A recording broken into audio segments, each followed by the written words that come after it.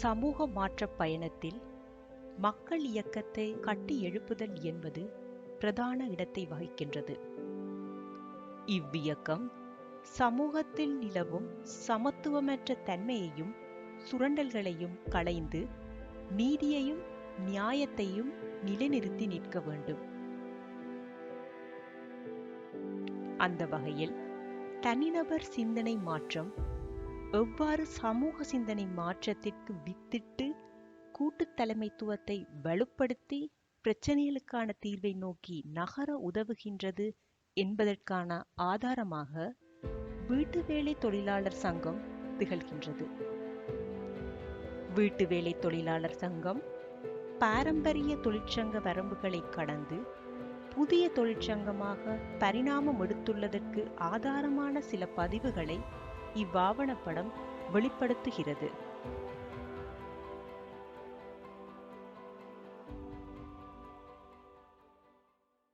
எந்த பிரச்சனையா இருந்தாலும் சரி நானே போயிட்டு அவங்கள்ட்ட முகம் கொடுத்து இப்படி பிரச்சனை நடக்குது, இதுக்கு நீங்கள் என்ன ஒரு பதில் சொல்கிறீங்க, இதுக்கு நீங்கள் என்ன செய்கிறீங்க, இதுக்கு எங்களுக்கு ஏதாவது ஒரு தீர்வு வேணும் அப்படிங்கன்னு நான் பேசக்குள்ள அப்போ எனக்குள்ள இன்னும் கொஞ்சம் உற்சாகம் வளரும்.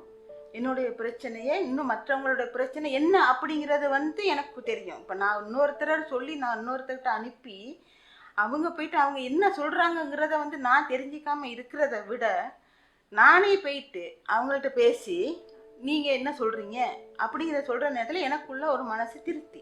என்ன நடக்குது ஏது நடக்குங்கிறதுங்கிறத நான் தெரிஞ்சுக்கொள்ளேன். முதல் உரிமை என்னன்னு சொன்னால் முதல் 500 ரூபா சம்பளம். 500 ரூபா சம்பளம்னு சொன்னால் 200 ரூபா பஸ்ஸுக்கு போயிடுச்சுன்னு சொன்னால் 300 ரூபா மிச்சம். இப்போ உங்களோட சங்கம் உருவாக்கின பிறகு நாங்கள் சம்பளத்தை கூட்டி கேட்டிருக்கோம். இப்போ சம்பளம் கூட்டியிருக்காங்க. கூட்டி எல்லா பக்கமும் நாங்கள் பிரச்சாரம் செய்து நோட்டீஸ் கொடுத்துருக்கோம். சில வீட்டுகள் 1000 கொடுக்குறாங்க. கிழமையில் 1-2 அப்புறம் 1000 கொடுக்குறாங்க.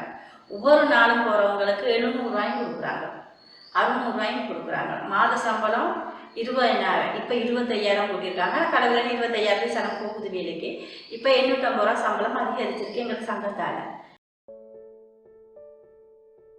எங்களுக்கு அடித்து கேட்குற அதிகாரம் இருக்குது. முன்ன அப்படி இல்லை, பயந்து இருந்தோம். நாங்கள் கேட்டால் நமக்கு வேலை இல்லைன்னு போக சொல்லிடுவாங்களோ, இன்னும் இல்லை நீ வேலைக்கு தேவையில்லை என்று சொல்லுவாங்களோ, அதனால நாங்கள் கேட்கல அந்த டைமில். இப்போ எங்களுக்கு மனசுக்கு தைரியம் வந்திருக்கு.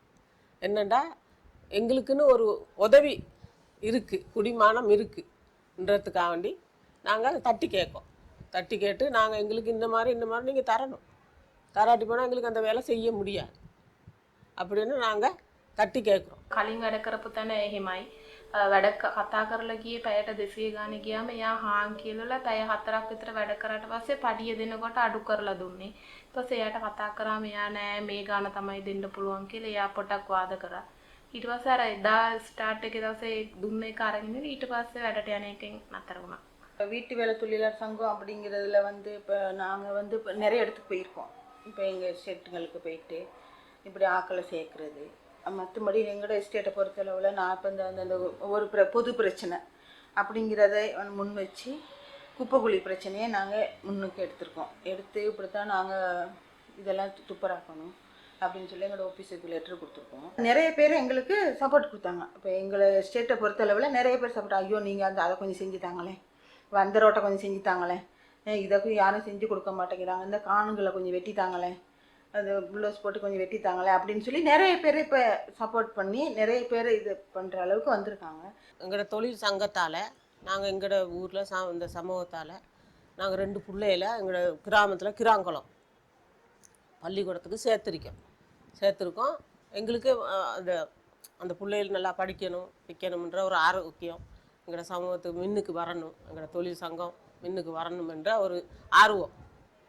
வேறு என்ன, இல்லாட்டி படிக்காத பிள்ளைகளுக்கு பிரச்சனை தானேம்மா, படிக்காதவங்களுக்கு மின்னுக்கு நல்லந்தானே என்று சொல்லி ஒரு உற்சாகத்தில் நாங்கள் ஆட்களை சேர்த்து படிக்க வைக்கிறோம். முதல் பயம் இருந்துச்சு எனக்கு. இப்போ பயம் ஒன்றும் இல்லை. இப்போ வேலைக்கு போனாலே நான் தட்டி கேட்பேன், இவ்வளோ சம்பளம் தரணும், குறிப்பிட்ட வேலை தான் செய்வேன், குறிப்பிட்ட டைமுக்கு ஆஃப் டைம் தரணும், எல்லாம் தைரியமாக நான் பேசுகிற ஒரு துணிச்சலோடு எனக்குள்ள ஒரு வாயிருக்கு. இதுக்கு எதுவுமே தெரியாமல் இருந்துச்சு எனக்கு. நான் யாரும் பேச மாட்டேன். பேச பூச்சம் ஒரு 5-6 பேர்த்து எழுப்பி பேசினா கூட சரியான பூச்சம் இல்லை எனக்கு இந்த பயம். இப்போ எனக்கு அந்த பயம் நானும் அப்படி கதைச்சட்டு எனக்கே தெரியாது. සර නම් ඉතින් අර ගෙවල් යන ටික පහත් විදියට දැන් ටිකක් අර තැනක් තියනවා වගේ. අර අපි ගෙවල් වල වැටේ ගියත් අර සමහරක් කටිය අර ඔෆිස් වල වැටේ යනවා වගේ මේ වගේ கௌரவிයක් තියෙනවා. இப்போ முன்ன வந்து எங்களை வீட்டுக்கு வேலைக்காரின்னு தான் சொல்கிற. அப்போ இப்போ எங்களை வந்து ராணியம்மா ராணியம்மா இல்லாட்டி ராணி அண்டு மரியாதையாக கூப்பிடுவாங்க. ரெண்டாவதுமா எங்களுக்கு நல்ல இந்த மரியாதையாக இப்போ நடத்துகிறாங்க. அவங்க எந்த பிரச்சனையும் இல்லாமல் நான் மரியாதை நடத்துகிறாங்க.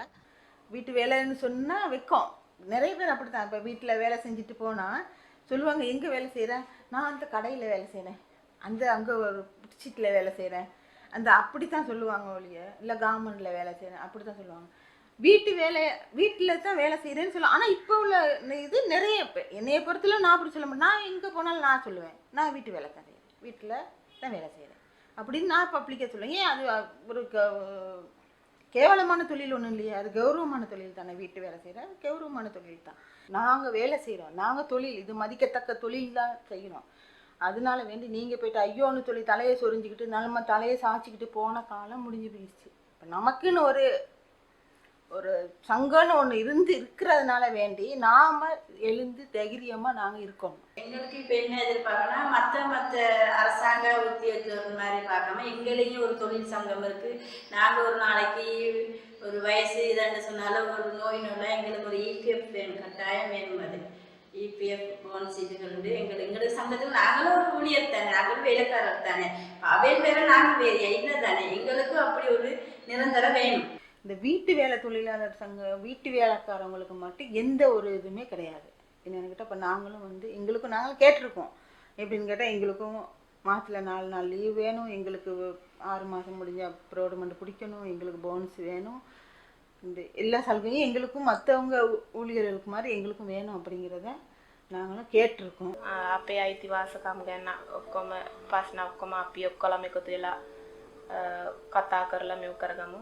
இந்த தொழிலாளர் சங்கம் வந்து மென்மேலும் வளரணும். அடுத்தது இதில் நிறைய பிரச்சனைகளுக்கு தீர்வு கண்டு இது ஒரு சங்கமாக தான் நினைக்கிறேன். என்னுடைய எதிர்பார்ப்புகள் வந்து என்னன்னு கேட்டால், இப்போ நாங்கள் வந்து இப்போ எங்களோட உரிமைகளை நாங்கள் எப்படி வென்றெடுக்கணும், இன்னும் நிறைய இப்போ தூங்கி கிடக்கிறதெல்லாம் நாம் எழுப்பி நாங்களும் உற்சாகத்தோட எங்களோட உரிமைகளை நாங்கள் முன்னுக்கு கொண்டு வரணும் அப்படிங்கிற ஒரு ஆர்வத்தோடு தான் நான் இருக்கேன்.